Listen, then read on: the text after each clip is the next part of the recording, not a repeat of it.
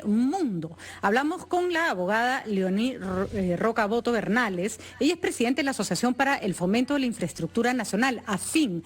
Hay que decirlo, AFIN ha estado preocupado siempre por justamente ver cómo la infraestructura se va mejorando en el país. Y normalmente la inversión en infraestructura son inversiones grandes. Pero lo que les preocupa en este momento, por supuesto, es la ley que se ha aprobado en el Congreso que suspende el cobro de peajes durante el estado de emergencia. Ojo, no la cuarentena, el estado de emergencia, que es mucho más largo. El TC admitió a demanda, eso quiere decir que ha dicho que lo va a revisar y esperemos cuál va a ser su decisión. Si la declara inconstitucional, no entra en efecto, y si no hay ningún problema con ella, sí se va a aplicar esta medida. Señora Roca, ¿cómo está? Muy buenos días, Leoní, gracias por estar con nosotros. Buenos días, Patricia, gracias por la invitación. Bueno, preocupante lo que ha pasado en el Congreso. Interesante que el TC haya admitido a trámite, todavía vamos a esperar la votación, pero en general pareciera que para esta reactivación económica el Congreso no está necesariamente remando en el sentido adecuado. Sí, todo lo que está pasando en general preocupa, ¿no? Es cierto que no estábamos preparados para creo que me están llamando por el Skype para tener imagen. A ver. No estábamos preparados para una situación de esta naturaleza. Ay, no sé qué pasa acá. ¿Somos nosotros quienes estamos llamando? Sí, son ustedes. No estábamos preparados para una situación de esta naturaleza, como es obvio, y nos ha agarrado con problemas no resueltos oportunamente, ¿no? En el caso de los peajes, por ejemplo, lo que se ha dado es una situación que genera una tremenda incertidumbre en inversiones que, como tú dices, no solamente son necesarias, sino que son muy grandes y que comprometen no solamente a las empresas, ¿no? Porque siempre hay que decir que cuando uno habla de infraestructura, habla de servicios públicos y está hablando al final de consumidores, que son los que van a perder calidad de servicios y servicios en general, cobertura y calidad, las dos cosas. Y la situación es tal que incluso había una lista de inversiones a ser desarrolladas en esta etapa de reactivación de la economía, que no están pudiendo ser financiadas, porque usted comprenderá que si va al banco y le dice, oye, financiame ese óvalo, sin bote o lo que fuera, el banco le dice, bueno, ¿y cómo me va a pagar? Y usted le tiene que responder, no sé, porque tengo 0 ingresos. Entonces es una situación muy, muy grave, que realmente está poniendo en riesgo no solamente miles de empleos directos e indirectos, sino que está poniendo en riesgo lo avanzado en términos de servicios públicos. Y no solamente impacta las carreteras, esas señales leídas por los inversores en saneamiento, los inversores en aeropuertos, los inversores en puertos, en fin, es una muy mala señal que un Congreso pueda venir y decir que el contrato no vale. Y el Estado, el Poder Ejecutivo, está paralizado con esa ley, no puede hacer nada. Leoní Roca, buenos días.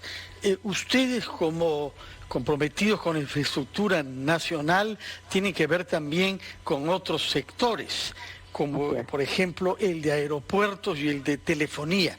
Yo quisiera hablar sobre esos dos puntos porque ustedes se han pronunciado sobre el plazo dado para que los usuarios que no han podido pagar sus cuentas telefónicas reestructuren este pago hasta el 15 de junio. ¿Cuál es la posición de AFIN sobre este tema? Bueno, las decisiones del regulador fueron que inicialmente fuera la fecha para levantar la restricción a suspender el día 3 y después ha postergado al 15. La industria, como es obvio, ha acatado esta decisión y está haciendo grandes esfuerzos por difundir a los usuarios que no han podido pagar sus recibos, que tienen la posibilidad de hacer fraccionamientos. Es importante empezar a retomar la normalidad y entender que no podemos vivir en un país con una industria de telecomunicaciones que ya tiene más de 86 días con 50% de morosidad y 50% de consumo adicional en Internet. O sea, lo que es evidente es que se está dando un subsidio desde ciertas empresas o ciertas personas jurídicas, en este caso, hacia otro grupo, y vemos que en la realidad las personas sí quieren fraccionar y sí quieren ponerse en orden, pero evidentemente en esta situación en la que no había la amenaza, entre comillas, de la suspensión, muchas personas han dejado el tema para más adelante. Entonces confiamos que va a haber un proceso de fraccionamiento muy agresivo estos días. Los clientes hay que decirles que tengan paciencia porque modificar las plataformas ha sido complicado, eso ha generado un montón de problemas operacionales, pero a todo cliente se le va a dar la oportunidad de hacer su fraccionamiento en caso, antes de cualquier aviso de corte, ¿no? Porque además en esta oportunidad el regulador también ha dispuesto que antes de cortar se proceda a enviar un aviso 5 días antes, ¿no? Además, Leonie, creo que es una constante en varios tipos de negocios, sobre todo los que ofrecen servicios, compras de artículos, adaptarse a la nueva situación de que todo sea digital en un país donde no necesariamente todos los trámites se hacían vía internet, es otro aprendizaje, ¿no?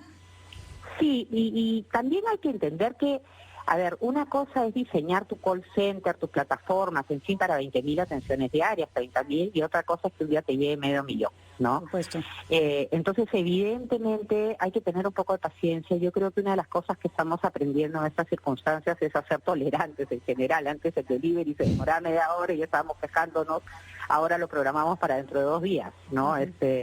Creo que en general todos los sistemas están medio colapsados, complicados.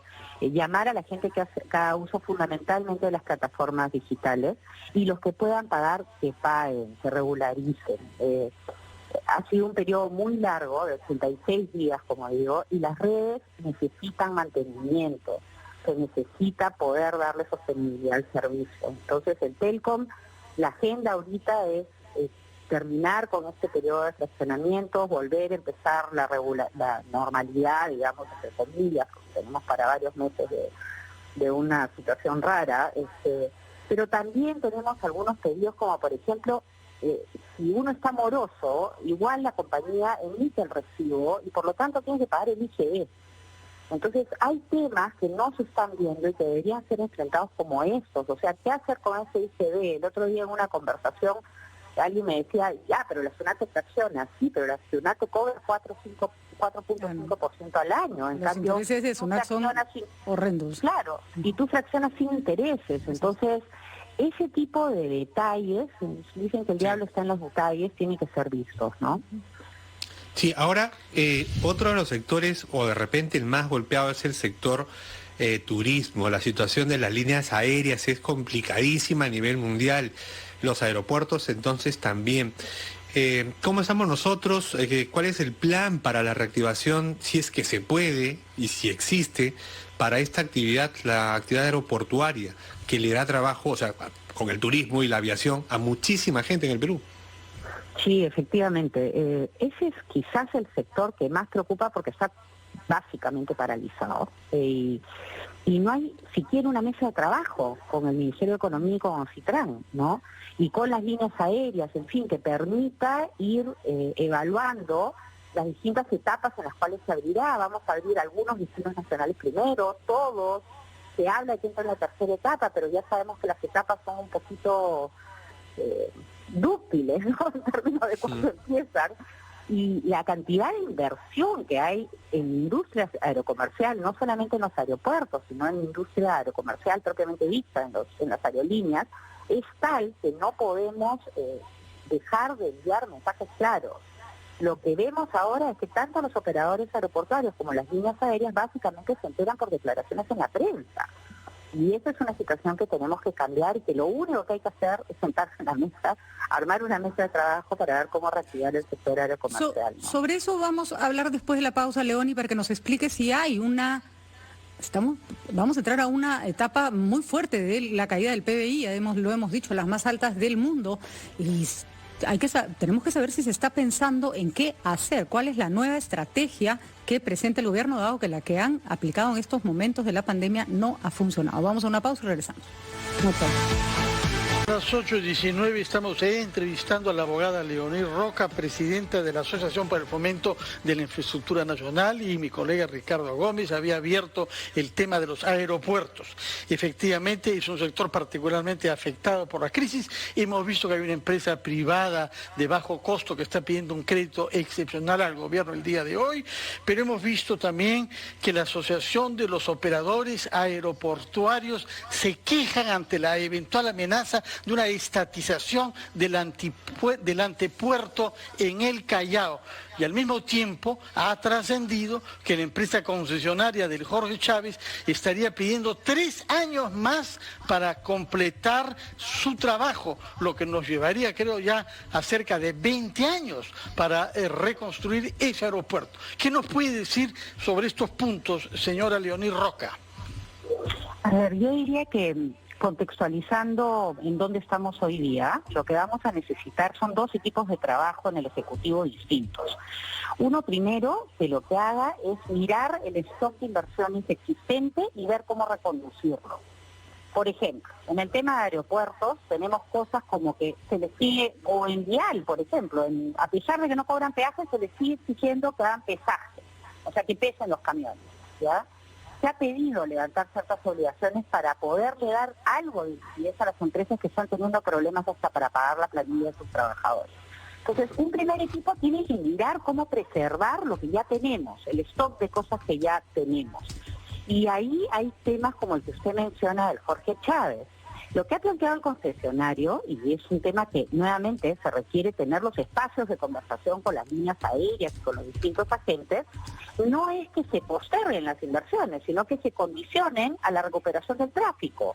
Es decir, que cuando volvamos a recuperar los niveles de tráfico de hace 3 años, en ese momento se dispare la obligación del terminal, no de la pista y no de la torre de control. ¿Por qué? Porque al final del día quien paga la factura en el largo plazo de estas inversiones son las líneas aéreas. Entonces la pregunta es, ¿están dispuestas las líneas aéreas a pagar un terminal para 25 millones de pasajeros cuando las proyecciones de tráfico en los próximos años, o sea, es como que hubiéramos retrocedido 4 años en esta industria? Y para eso se necesita la mesa, para empezar a discutir estas cosas. Entonces lo primero es de preservación, cuidar lo que ya tenemos, darles inyecciones de tranquilidad a las empresas para que no cumplan obligaciones que no tienen forma de financiar en este momento por las distintas razones que vemos, porque se cayó el tráfico en aeropuertos, porque salió la ley de peajes, en fin.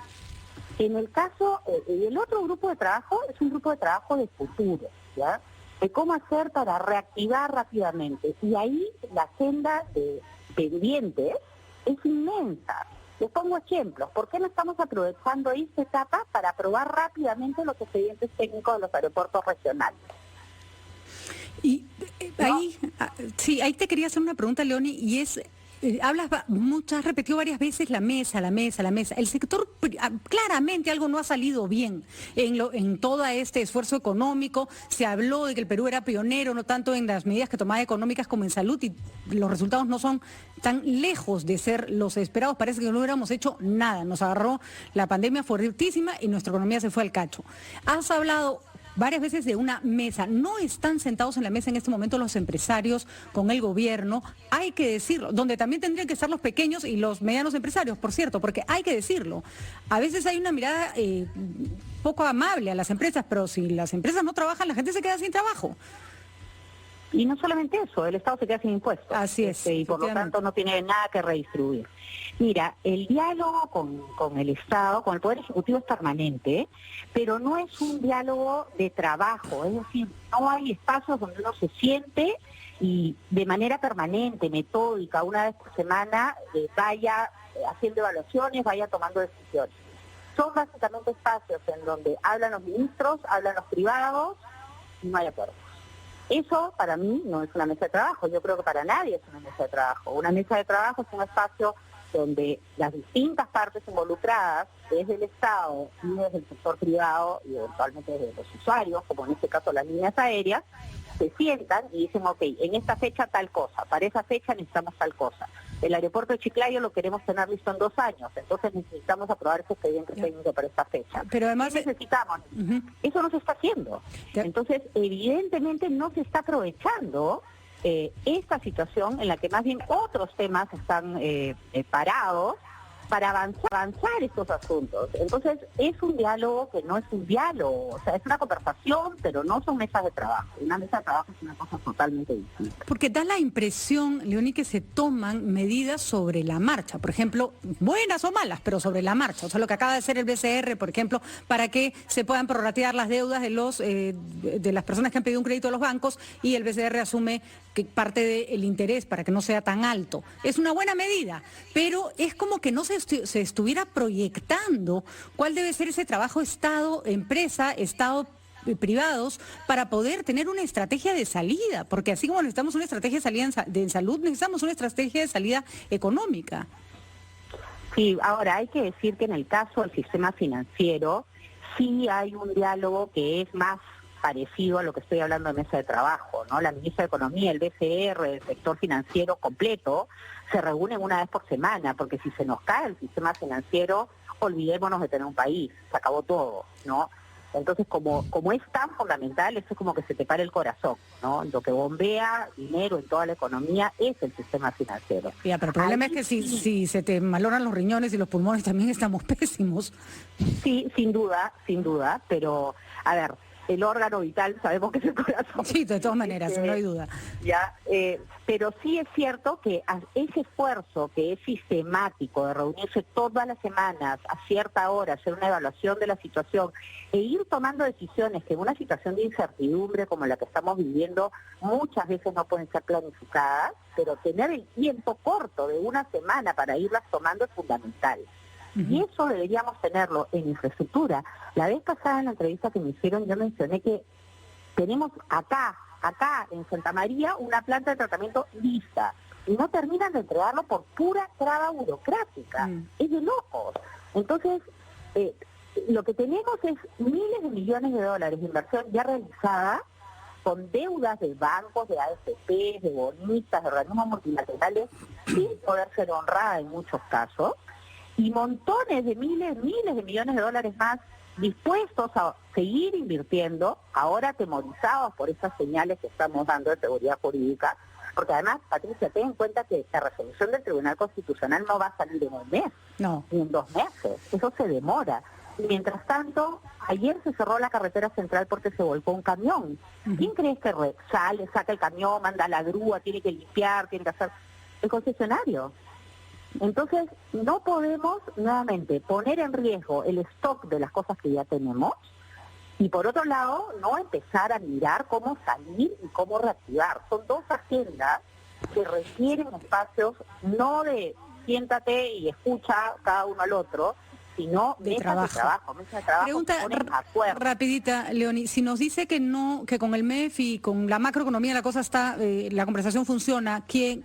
Y por favor le pediríamos que indique responsables de por qué las mesas de trabajo no van adelante. Mire, en el caso de transportes, le pongo un ejemplo. Nosotros tenemos una semana pidiendo una reunión con el ministro de Transportes, con los concesionarios, para ver cómo resolver este tema de las carreteras. O sea, no es un tema menor, es un tema grande. Sabemos que está la ley, pero ¿por qué le siguen exigiendo hacer pesaje? Eso se llama fuerza mayor. Hay que levantar algunas obligaciones para no ahorcar de todo estas empresas. Pero no pasa nada, seguimos esperando. Aeropuertos también, hemos pedido reuniones en varias oportunidades, y no solamente con el Ministerio de Transportes, también tiene que ser con las líneas aéreas. Y así, uno va viendo sector por sector. El sector que mejor camina es el sector portuario, porque tenemos un muy buen líder en la autoridad portuaria que ha venido destrabando problemas, que ha venido conversando y haciendo. ¿Quién es ese líder, por favor? Necesitamos buena. Sí, necesitamos el señor Edgar Patiño, que la verdad es que hay que reconocer públicamente cuando uno tiene un funcionario público con ese nivel de compromiso. Ha venido resolviendo problemas. Hay esta queja que le mencioné de la Asociación de los Trabajadores Portuarios que dicen que hay un proyecto de estatizar el antepuerto del Callao. ¿Qué sabe usted sobre eso? Sí, a ver, hay un proyecto efectivamente que está en el Plan Nacional de Infraestructura desde julio del año pasado para crear un espacio en el cual los vehículos de carga se estacionen antes de entrar al puerto. Es fundamentalmente eso, ¿ya? Es como un parqueadero que les permite recibir su cita y de ahí irse. La Asociación de Operadores Portuarios se ha opuesto a esta iniciativa porque ellos tienen miles de millones de inversión en terminales extraportuarios. Este tema no es propio AFIN, pero lo conozco porque naturalmente es parte de la actividad portuaria. Y ahí hay toda una discusión respecto a si el Estado debe entrar a competir de alguna manera con el negocio de ellos. La posición del Ministerio de Transporte siempre ha sido que no tiene nada que ver una cosa con la otra, porque estos almacenes no tienen capacidad para que los camioneros, los transportistas de carga, se estacionen, se duchen, puedan tener un café, como existe en muchas partes del mundo, ¿no? Pero nuevamente, esta discusión tiene un espacio, debería tener un espacio donde estén los operadores portuarios, los dueños de la carga, estos operadores de almacenes extraportuarios, y el Ministerio de Transportes plantea esa alternativa. Desgraciadamente no hemos logrado tener esos espacios y es algo que hay que resolver. Muy bien, Leoni, creo que está claro sobre la agenda que se viene, que tiene que empezar a funcionar ya. No podemos seguir perdiendo días, no podemos seguir esperando que nos gane esta recesión que va a generar realmente problemas económicos, no los grandes, que también, sino hasta el último ciudadano de nuestro país. Muchísimas gracias, Leoni Roca. Muchísimas gracias a ustedes. Presidente de la Asociación para el Fomento de la Infraestructura, Leoni Roca con nosotros, estuvo con nosotros, vamos a una pausa, regresamos con más.